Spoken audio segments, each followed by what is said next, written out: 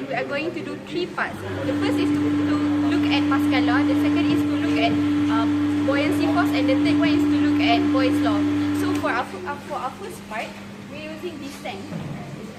So for Pascal law, we understand that the pressure is directly affected by the height of water. So here we have main switch, we have water pump switch and air pump switch. So here we have digital pressure reading in millibar. For Pascal law, we only use this measuring cylinder, which is 130 mm. To start the experiment, first you have to make sure all the valves are closed. So this is valve 4.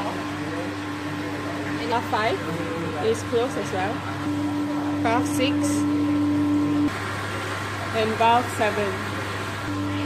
Then you have to open valve 3.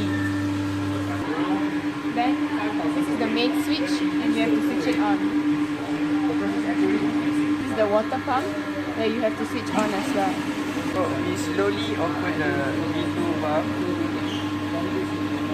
to get the desired height of liters, and then by using this ruler to get the centimeter. For example, at 4 liters of water, we use the ruler to measure the height of the water. And at this reading, we can see that it is 30 centimeters.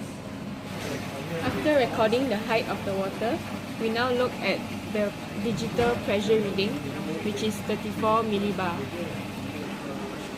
To lower down the water level for the next step, we have to switch off the main pump.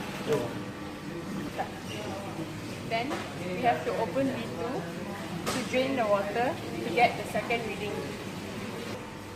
Then you have to repeat this step for 5 times to get 5 different readings.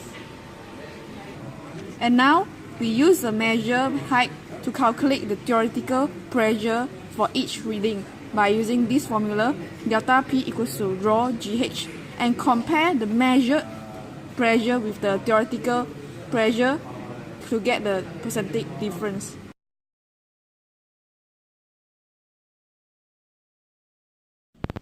Okay, second part, we will now to investigate the principle of Boyle's law. And Boyle's law states that the pressure and the relationship between the pressure and volume. So now we will start the experiment by close valve 4, valve 6, and valve.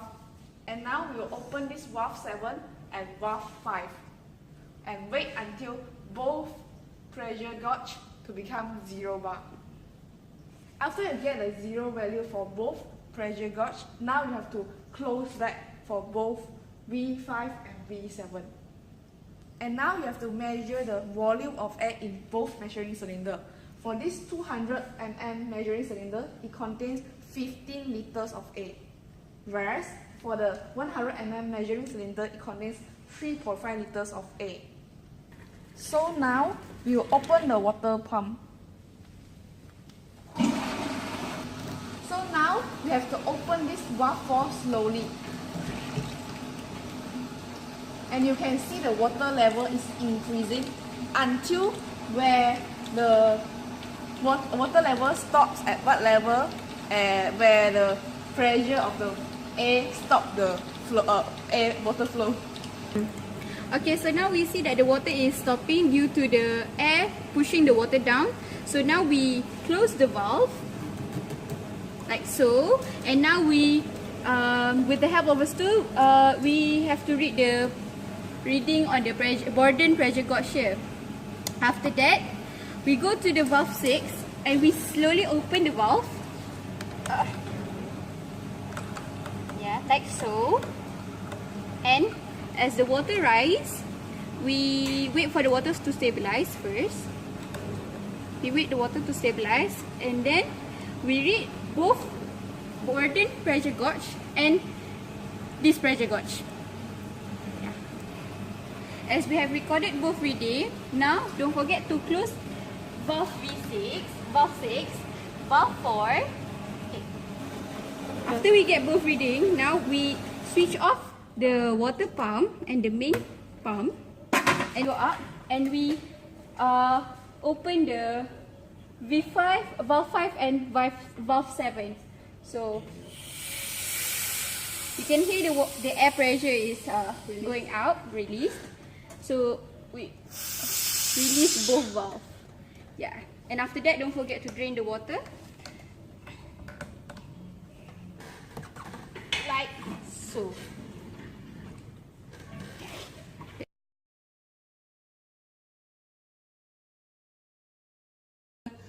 Third part of the experiment, and this is to specifically understand the buoyancy force. So we have 3 bar here, and with all the 3 bar, you have to measure the weight in free air. So you just put it here and you read it. Okay, this is in kilogram. Stop.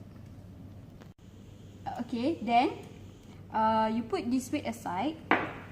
And using a Eureka can, fill the Eureka can until it is full.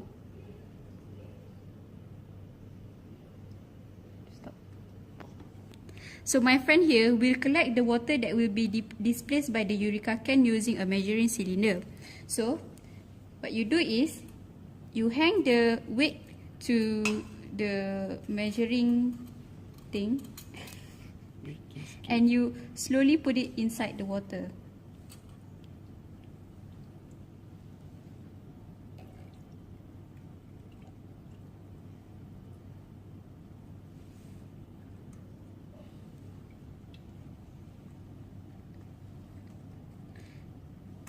Now, you can see that the weight is suspended by the water. We have to read the weight of the bar in water, and also we have to then measure how much water is displaced.